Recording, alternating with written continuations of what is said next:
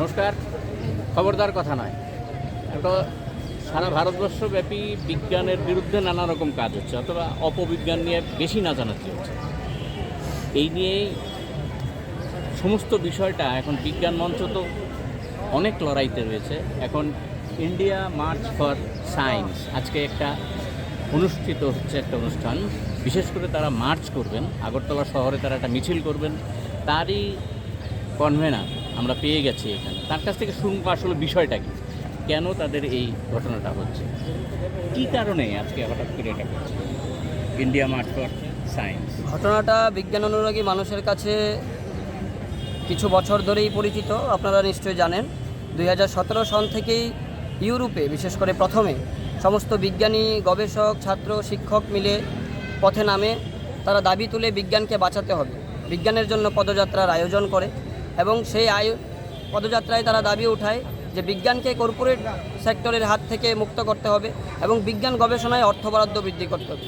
আমাদের ইন্ডিয়াতেও 2017 থেকেই আমরা মার্চ ফর সায়েন্স অনুষ্ঠিত করে আসছি। প্রথমে সাংগঠনিকভাবে ব্রেক থ্রু সায়েন্স সোসাইটি সেটা উদ্যোগ নেয়। পরবর্তী সময়ে দেশব্যাপী একটা কমন প্ল্যাটফর্ম গড়ে ওঠে India march for science organising committee বলে। আমরাও এইখানে বিভিন্ন বিজ্ঞান অনুরাগী সংগঠন, শিক্ষা সংগঠন, এদেরকে নিয়ে আমরা India march for science Agartala organising committee গড়ে তুলি, যার কনভেনার আমি রাজু আচার্য। আমরা দাবি তুলছি আমাদের ভারতবর্ষ বিজ্ঞানের উপরে এবং যুক্তিবাদী চিন্তার উপরে দিন দিন আঘাত বেড়েই চলছে এবং সরকারি উদ্যোগে এই আঘাতগুলি আসছে। সিলেবাস থেকে অত্যন্ত বৈজ্ঞানিক যে চিন্তা ভাবনা অনুসারী সিলেবাস, ডারউইনের বিবর্তন তত্ত্ব, মেন্ডেলিভের পর্যায় সারণী, এইগুলি কাট করা হচ্ছে। বিভিন্নভাবে ইতিহাসকে বিকৃত করা হচ্ছে। প্রাচীন ভারতের ঐতিহ্যের নামে মন গড়া ধারণা ঢুকিয়ে দেওয়া হচ্ছে। ফলে এইগুলি আগামী দিনে যুক্তিহীন মানসিকতার জমিকে উর্বর করে তুলছে। তাই আমরা তার প্রতিবাদ করছি।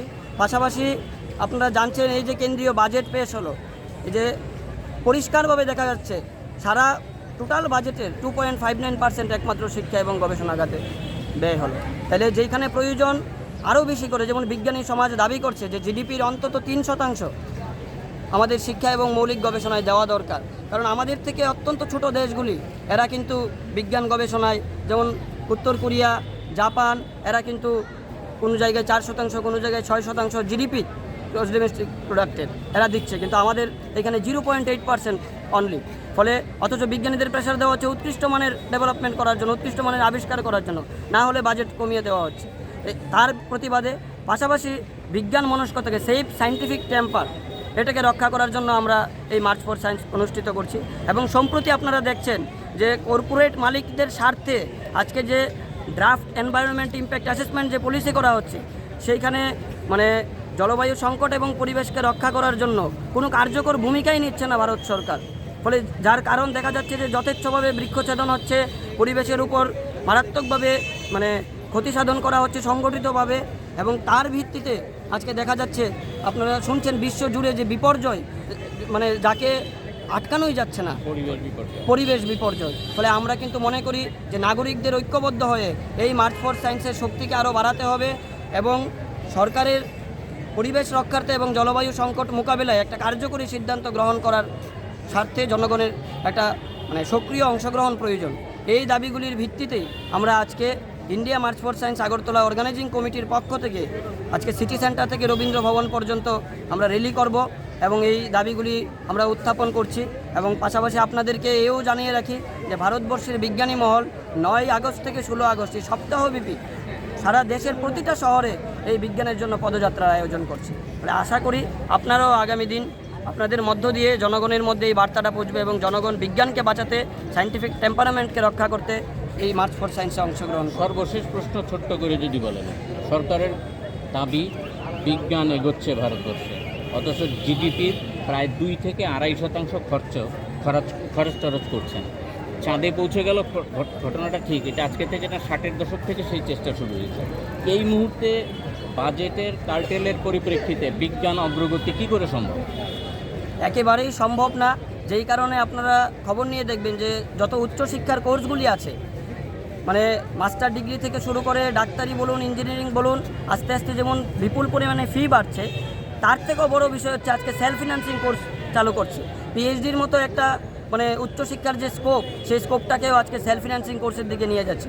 বহু ইনস্টিটিউশনে দেখা যাচ্ছে যেখানে 8,000 10,000 করে মানে গবেষকদের প্রতি মাসে একটা মানে সাহায্য দিত, একটা স্টাইপেন্ড দিত। আজকে যেমন আমাদের এমবিবি বিশ্ববিদ্যালয়ে সেটা নাই। নেই।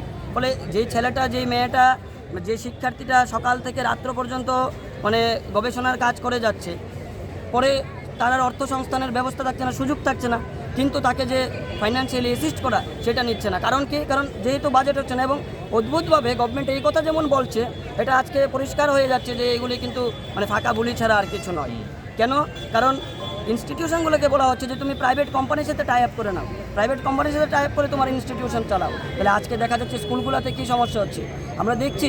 মানে যদিও এটা বিভিন্ন রাজনৈতিক দল মানে এটা নিয়ে দাবি তুলছে, কিন্তু আসলে সমস্যাটা কি? বাজেট যত কমছে তত শিক্ষার ব্যয়ভার বাড়ছে, তত স্কুলগুলিকে মার্চ করা হচ্ছে, স্কুলগুলিকে ক্লোজ করা হচ্ছে। তাহলে দুইটা কাজ একভাবে একই সাথে হতে পারে না। একদিকে বাজেট বাড়ছে, আবার উচ্চশিক্ষার মধ্যে ফি বাড়ছে, এটা কি করে হয়? তাহলে বাস্তবটা আপনাদের বুঝে নিতে হবে। খবরদার কথা নয়, এই ইন্ডিয়া মার্চ ফর সায়েন্স একে নৈতিকভাবে সমর্থন জানাচ্ছে এই কারণে যে দেশের বিজ্ঞান অগ্রগতি যদি না ঘটে, কোনো অবস্থাতেই দেশের অগ্রগতি ঘটতে পারে না।